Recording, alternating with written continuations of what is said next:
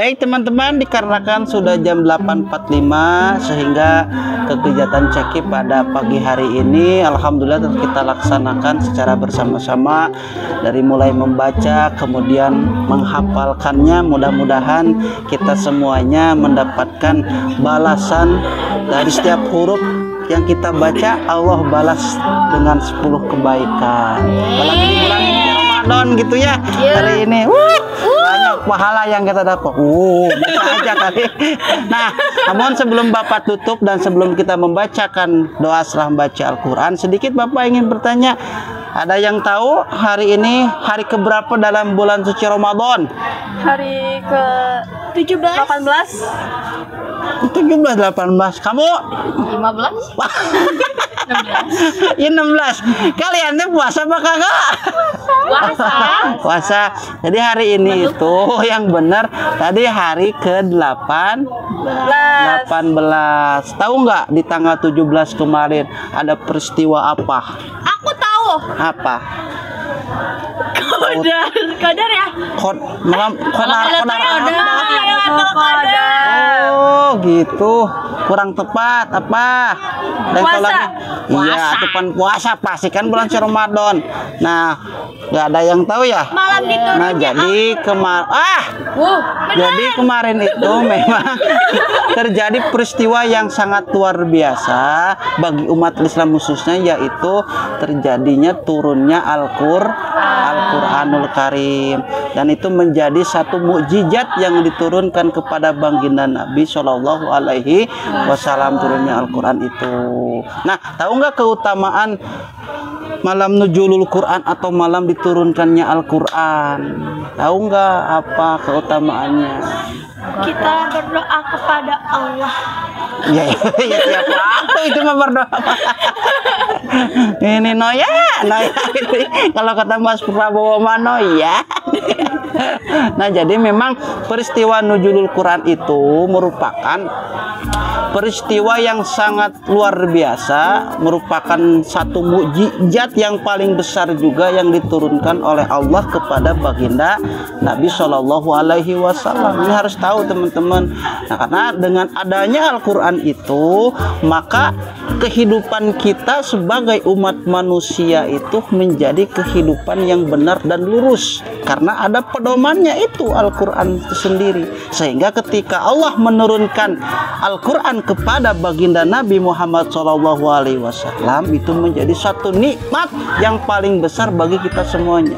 Karena dengan adanya Al-Quran, sehingga kita bisa mengenal Allah, mengenal Rasulullah, dan lain sebagainya. Sehingga kehidupan kita apa? Nikmat. Kehidupan kita jadi sesuai dengan ajaran-ajaran yang disampaikan oleh Allah Subhanahu wa Ta'ala. Coba bayangkan kalau kita nggak ada pedoman dalam kehidupan, nggak ada Al-Quran misalkan, apa yang terjadi di muka bumi ini? Hancur, Terjadi meledak, kemaksiatan di mana-mana dan lain sebagainya. Nah, sehingga di tanggal 18 ini, 18 bulan suci Ramadan ini, kita berbanyak membaca Al-Qur'anul Karim. Gitu ya teman-teman. Siap?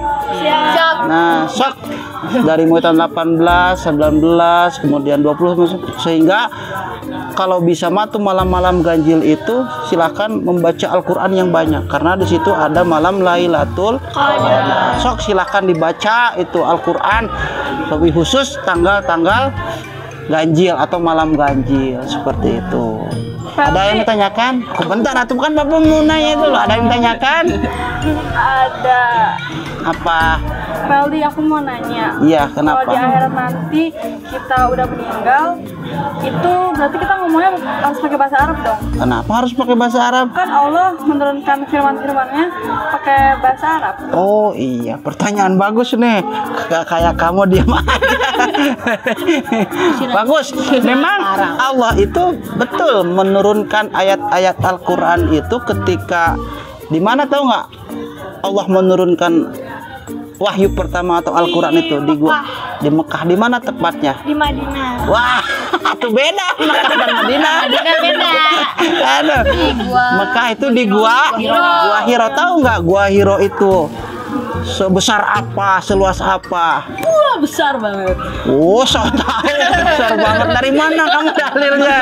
Jadi kalau secara keterangan ini Bapak sedikit aja penjelasan bahwa Gua Hiro itu nggak besar gitu dari segi lebarnya, dari segi panjangnya. Jadi ada yang mengatakan Gua Hiro itu panjangnya 2 meter, lebarnya itu 1,3 meter, kemudian tingginya itu 1,5 meter. Berarti kan nggak luas, itu sempit ya, ukuran berapa gitu berapa. Nah tadi bertanya, jadi nanti di akhirat kita menggunakan bahasa Arab dong, itu kan karena kan bahasa Al-Quran bahasa Arab. Nah itu memang pertanyaan itu jawabannya dalam di akhirat nanti kita belum tahu ya, kita menggunakan bahasa Arab atau menggunakan bahasa Indonesia atau menggunakan bahasa Jepang gitu kan, atau Cina gitu kan.